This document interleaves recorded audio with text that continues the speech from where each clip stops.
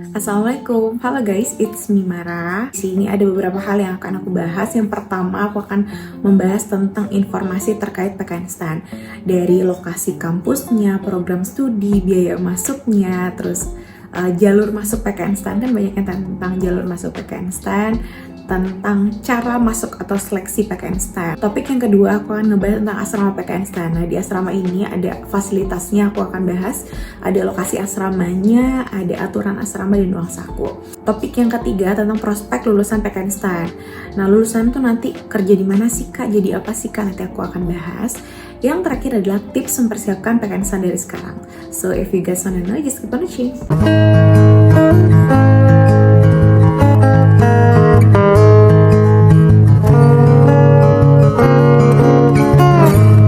Akhir-akhir ini banyak sekali informasi dan isu-isu yang beredar tentang PKN tahun depan nggak buka karena lagi tahun politik.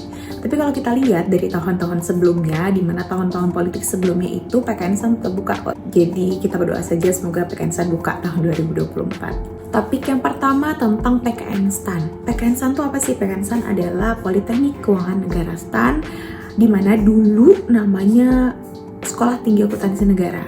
Tapi sekarang sudah berubah menjadi Politeknik Keuangan Negara yang mana sekolah kedinasan di bawah naungan Kementerian Keuangan. Kampusnya di mana sih? Kampusnya cuma satu, Kampus Aliwardana di Bintaro. Jadi kalau dulu mungkin ada senior-senior atau kakak tingkat kalian, atau ada om kalian atau orang tua kalian yang pernah kuliah di daerah-daerah, berarti itu kuliahnya bukan di kampus tapi di Balai Diklat Keuangan daerah-daerah. Tapi semenjak namanya berganti menjadi PKN semuanya dipusatkan di Bintaro. Bisa nggak sih orang dari daerah kuliah di PKN? Bisa dong, karena proses seleksinya itu online dan semi online. Dari administrasinya kan online. Nah, untuk SPMB-nya sendiri itu benar-benar semi online, jadi dilakukan atau dilaksanakan di daerah kalian masing-masing, di daerah-daerah terdekat dari daerah kalian. Jadi nanti PKN akan membuka beberapa titik lokasi untuk seleksinya, jadi nggak perlu ke pusat. Anak lulusan paket C dan SMK bisa daftar ke PKN nggak? Jawabannya bisa dong. Jadi PKN itu menerima seluruh lulusan SMA sederajat dari SMA IPA, IPS, SMK, Madrasah Aliyah, homeschooling dan lain sebagainya. Paket C pun bisa. Kalau nggak punya orang dalam bisa nggak masuk PKN Kayaknya emang nggak perlu pakai orang dalam gitu loh. Kalian cuma perlu mengikuti alur masuknya, tata cara masuknya, kalian bisa langsung masuk PKN. Untuk bayar kursi, PKN nggak ada bayar kursi, jadi silahkan dihilangkan bahasa-bahasa bayar kursi karena tidak ada bayar kursi sama sekali.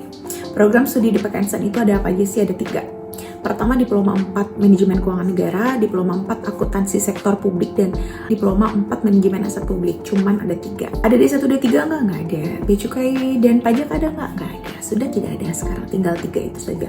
Jalur masuknya ada 3. Yang pertama ada reguler, yang kedua ada pembibitan, yang ketiga ada afirmasi. Nah, perbedaannya apa sih? Perbedaannya terletak hanya di wilayahnya saja sebenarnya. Nah, kalau yang afirmasi ada wilayahnya sendiri, kalau pembibitan ada wilayah sendiri beserta kuota-kuota yang sendiri. Nah, yang reguler itu adalah daerah atau wilayah yang tidak ada di afirmasi dan pembibitan. Informasi lengkap tentang afirmasi, tentang pembibitan dan reguler akan aku taruh di description box. Kalian bisa baca keseluruhannya di pengumuman SBM PKN Ini yang paling banyak ditanya sama teman-teman, tahapan masuk PKN seleksinya apa aja? Oke, ada seleksi administratif SBM PKN itu ada upload dokumen, input data, terus ada input rapor atau jasa, terus ada UTBK SNBT, pas foto, dan lain sebagainya. Setelah itu, kalian lanjut ke SPM PKN SPM PKN ada seleksi kompetensi dasar, seleksi lanjutan 1 TKK Psikotes, dan seleksi lanjutan 2 berupa wawancara. Topik yang kedua tentang asrama PKN Ini yang paling sering ditanya tentang fasilitas. Di PKN itu ada asrama itu fasilitasnya selama setahun.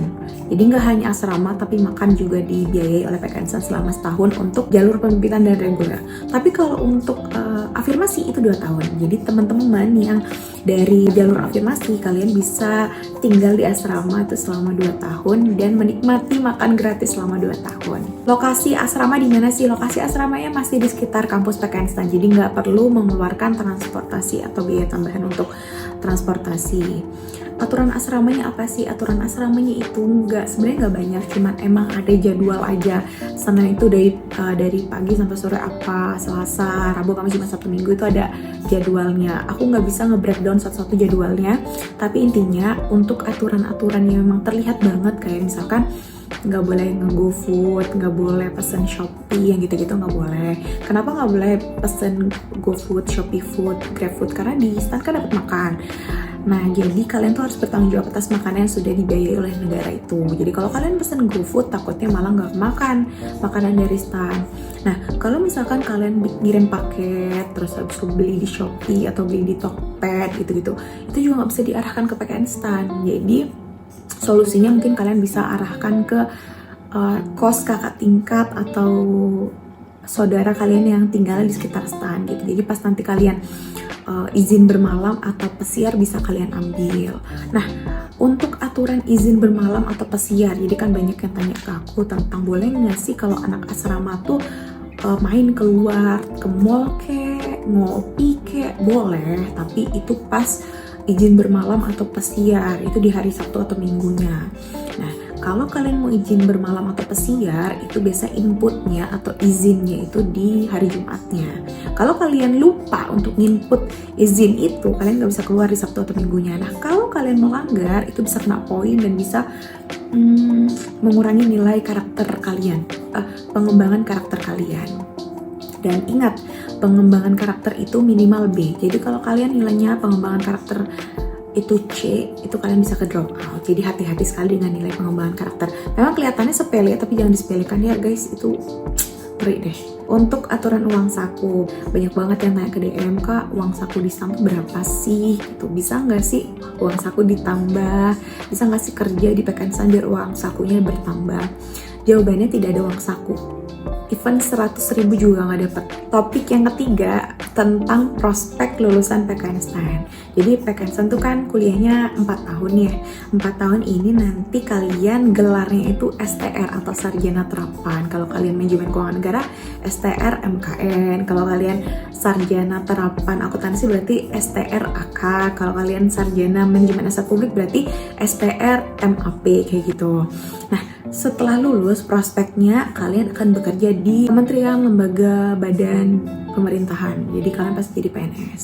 Nggak hanya di Kementerian Keuangan, tapi di mitra-mitra Kementerian Keuangan. Apa sih faktor untuk menentukan itu? Jawabannya nggak ada yang tahu. Faktor kalian bisa keterima di Kemenkyu, non-Kemenkyu, lembaga badan itu nggak ada yang tahu, bener-bener random banget. Jadi itu kayak purely keberuntungan. Gajinya berapa sih? Gaji lulusan PKN stan tuh udah pasti di atas UMR. Aku yang lulusan diploma 1 juga gaji di atas UMR. Jadi kalau kita ngebahas tentang gaji, nggak hanya gaji doang ya, tapi take home pay. Take home pay itu ada gaji pokok, tunjangan kinerja, dan uang makan. Tapi kalau kalian sudah punya jabatan, ada namanya tunjangan jabatan. Tapi kan kalau untuk fresh graduate itu nggak ada tunjangan jabatan, jadi cuma 3. Gaji pokok, tunjangan kinerja, dan uang makan. Nah, untuk gaji pokok, kalian bisa lihat di Perpres tentang uang makan.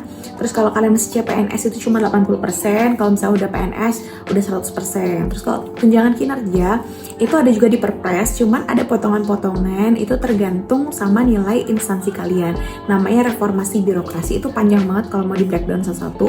Makanya aku bilang setiap kementerian atau instansi itu punya tunjangan kinerja, persenan tunjangan kinerja beda-beda.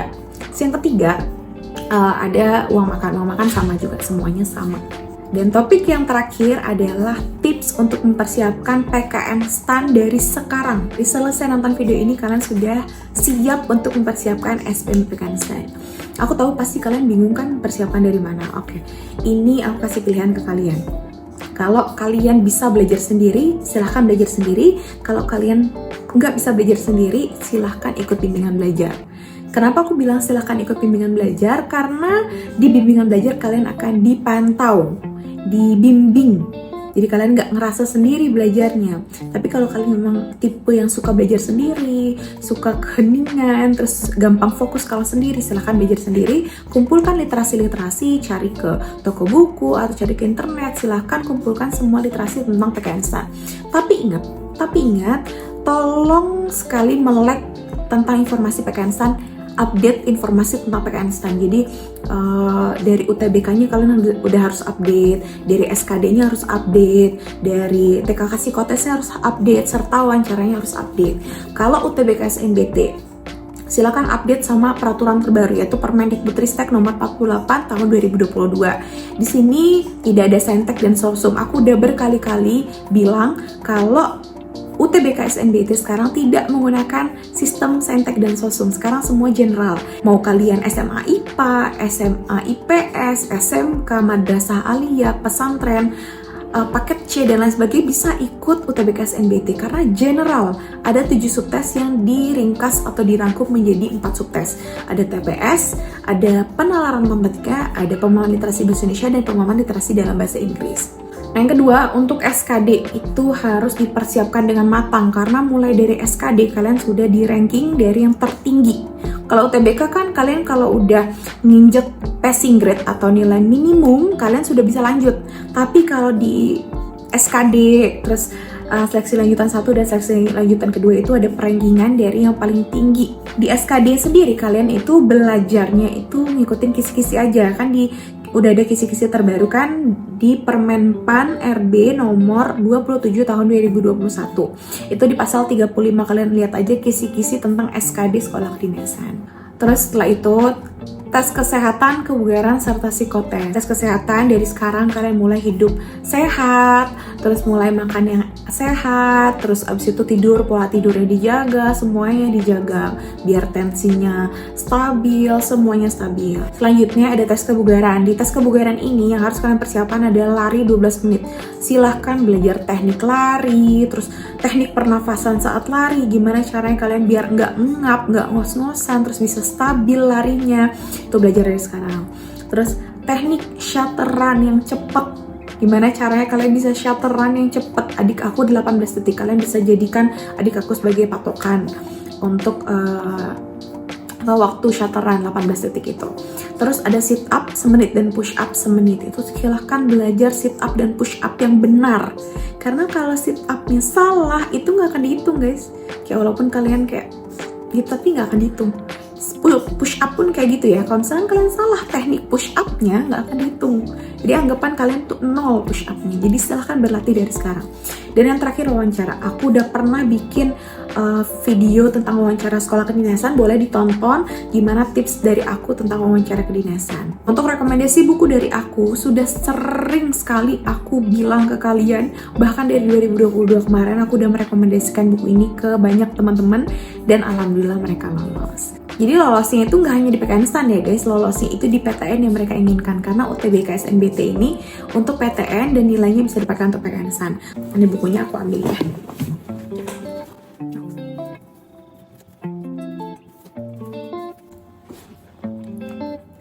Ini bukunya. Tahun lalu aku udah merekomendasikan ini ke banyak teman-teman. Alhamdulillah mereka lolos. Nggak hanya di PKN STAN tapi di PTN yang mereka inginkan juga. Di buku ini itu sudah update dengan Permendikbudristek nomor 48 tahun 2022. Itu ada 7 subtes yang dirangkum menjadi 4 subtes tadi. Ada TPS, ada penalaran matematika, literasi bahasa Indonesia, dan literasi bahasa Inggris. Di sini udah lengkap. Ada tryout-nya, ada pembahasannya, ada materinya, semua lengkap di sini.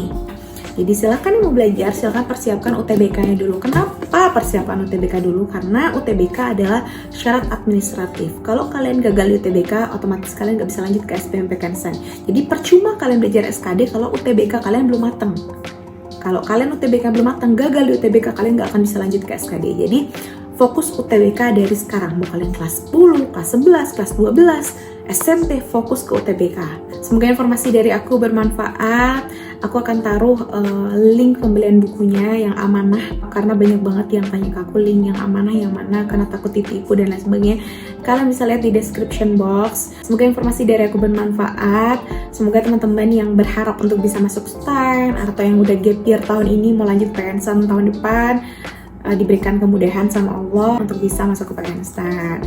Yang perlu kalian ingat adalah rezeki semuanya tuh udah diatur sama Tuhan. Jadi gak ada yang keliru dan gak ada yang tertukar di dunia ini. Kalau kalian tahun ini gagal di PKN STAN, mungkin memang jalannya bukan di PKN instan, atau mungkin jalannya tahun depan di PKN instan. Jadi memang semua sudah diatur sama Yang Maha Kuasa. Mau kita belajar semepet apapun, misalkan kalian baru belajar di kelas 12, tapi kalau memang kalian rezekinya masuk stan, ya pasti masuk stan apapun caranya. Mau kalian les, kalau misalkan memang bukan rezeki di stan, ya kalian nggak akan lolos. Mau kalian nggak les atau belajar sendiri, kalau memang rezeki kalian masuk stan, ya kalian bakal lolos gitu. Memang rezeki udah diatur sama Tuhan. Jangan lupa berdoa, minta doa sama orang tua. Ini adalah kunci untuk bisa masuk stan adalah minta doa ke orang tua, ke saudara, ke guru-guru, ke teman-teman. Semoga semuanya dilancarkan. Kita nggak tahu ya doa mana yang dikabulkan oleh Allah. Jadi silahkan jangan malu untuk minta doa ke siapapun. Oke, sekian info dari aku. Kira-kira next kita bahas apa? Langsung drop di kolom komentar. Semoga informasi dari aku bermanfaat. Jangan lupa like, comment, subscribe, dan share ke teman-teman kalian, saudara kalian, pacar kalian yang butuh video ini. Semoga informasi dari aku jelas dan bermanfaat bagi kalian. See you guys on next video. Bye. Assalamualaikum.